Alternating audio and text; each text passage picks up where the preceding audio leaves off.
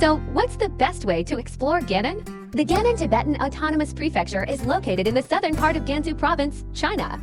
This land is home to a vast array of natural beauty, including snow-capped mountains, grasslands, wetlands, and lakes. The diverse terrains, each with its own distinct colors, come together to paint a magnificent picture of Gannan. At the same time, this place also boasts a pristine traditional Tibetan Buddhist culture. Every county, town, and even villages of a certain size have built their own monasteries. This pure faith has graced the land with a sacred aura.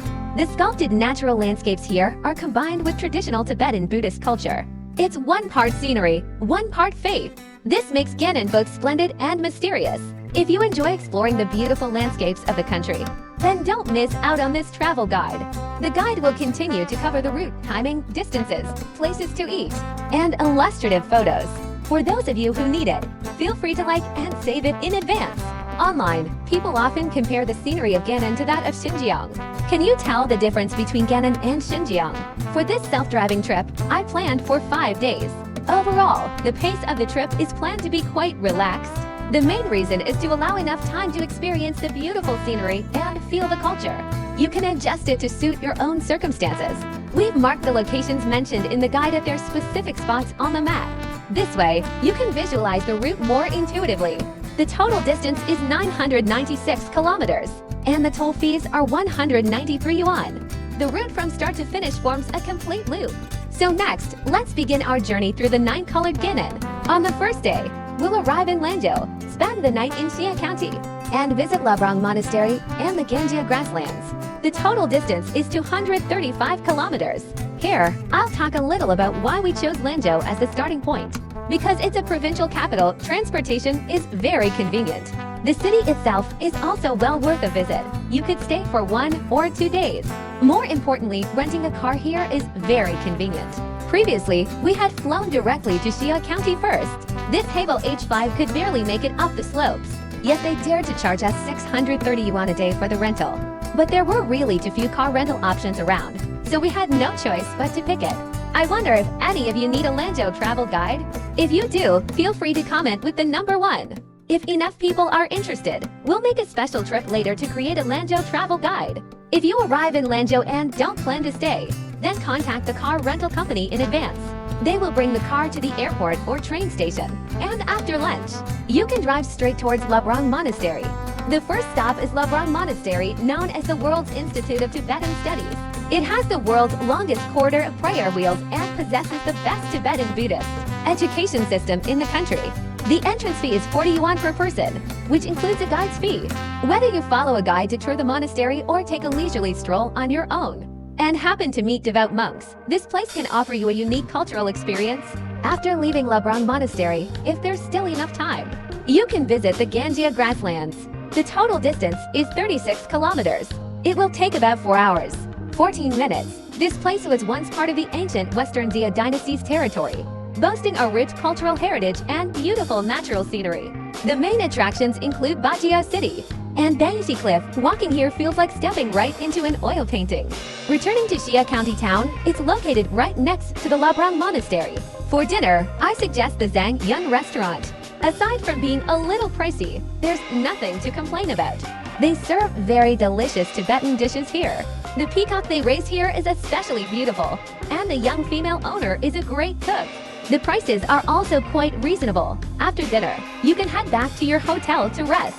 On the second day, we'll start from Xia County and head to Langmusi town for the night, visiting the Sank grasslands, the Gumang wetlands, and Langmusi temple. The entire journey is 185 kilometers long. After breakfast, we'll set off. Just head straight for Langmusi town. Just follow the signs towards Langmusi. Both the Sank grasslands and the Gumang wetlands are on the way. As you drive through the Sank grasslands, the scenery along the road is stunning. If you see a spot you like, just make sure it's safe and you're not blocking other cars. Then you can pull over and get out to enjoy it. You don't necessarily have to go to the ticketed areas. If you're lucky, you might even encounter some adorable marmots. Is this the first time you've heard a marmot's real call? After that, continue straight ahead and you'll reach the Gumang wetlands, which is a habitat for black-necked cranes. And it's not far from the Gahai Lake scenic area. We recommend stopping for a break at the Gumang wetlands. There's no entrance fee, and the scenery is beautiful. Next up is Langmusi Town. Langmusi Town is located at the border of Sichuan and Gansu, and the town itself is divided between two monasteries, Surgery Monastery in Gansu and Kurdi Monastery in Sichuan. The two monasteries are very close to each other, within walking distance. We suggest you visit the Kurdi Monastery in Sichuan. On the Kurdi Monastery side, there's also the Namo Grand Canyon, so there's a bit more space to explore. Let me suggest a photo spot where you can capture both monasteries. After entering the main gate of Kurdi Monastery, there's a small slope. Just climb up and you'll be there. The sunlight illuminates the attractions within the monastery, making for stunning photos. After your tour, you can stay the night in Langmusi Town. There are many Sichuan restaurants around, and the food isn't bad at all. On the third day of the journey, we'll depart from Langmusi Town and head to Jugana for the night. We'll visit Flower Lake and Zoage County Road 505, nicknamed the Mini Duku Highway. Today, you have two routes to choose from. The first route goes straight from Langmusi Town towards Jugana. The entire trip is 93 kilometers, taking about 1 hour and 40 minutes, all on national highways.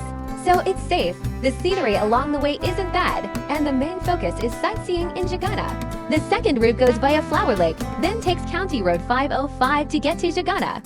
This entire route is 116 kilometers long. If you choose the second route, when setting up your GPS, set the starting point as Langmusi, the destination as Jugana, and add a stop at the Flower Lake Ecological Tourist Area.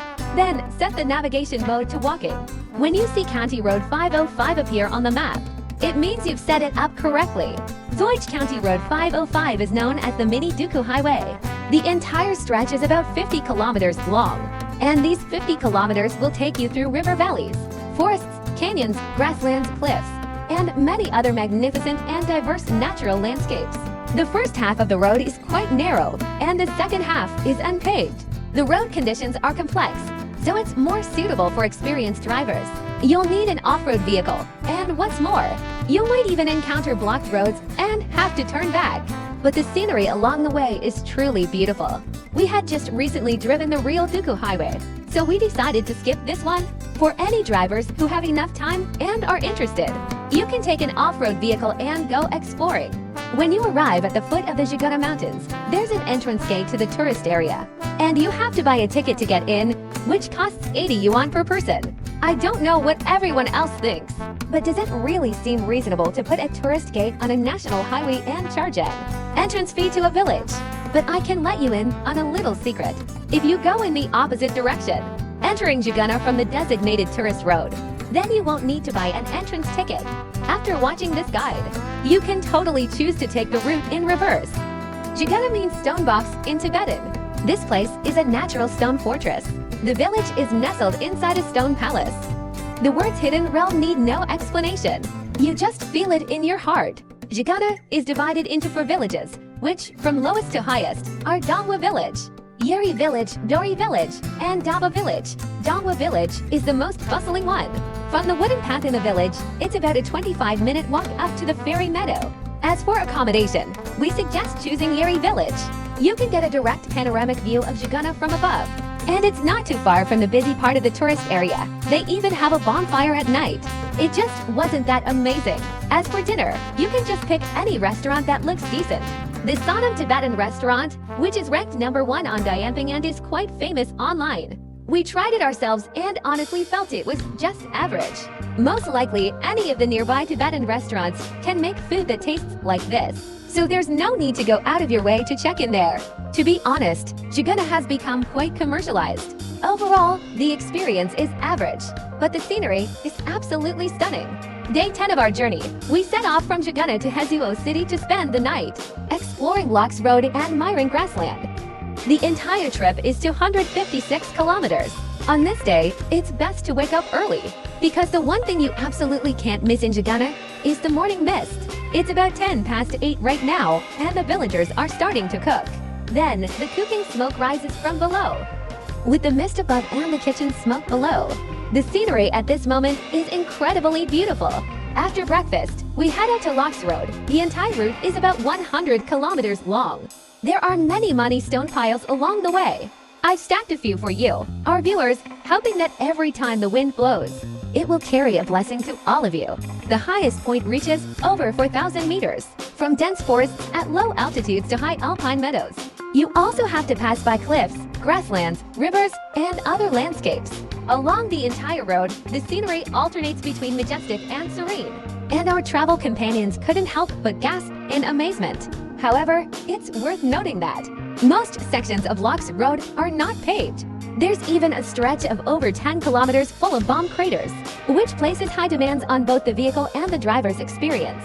It's not impossible for a sedan. We saw some along the way, but they were driving very carefully. Therefore, we still recommend driving an SUV for the best experience. Thank you to the road workers who patch up the potholes, helping us travel on smoother roads. This is just like us.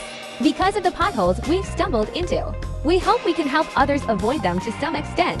After taking in all the majestic beauty of the Luok route, you'll arrive at Zagulu, where you can rest, have lunch, and then continue on your way.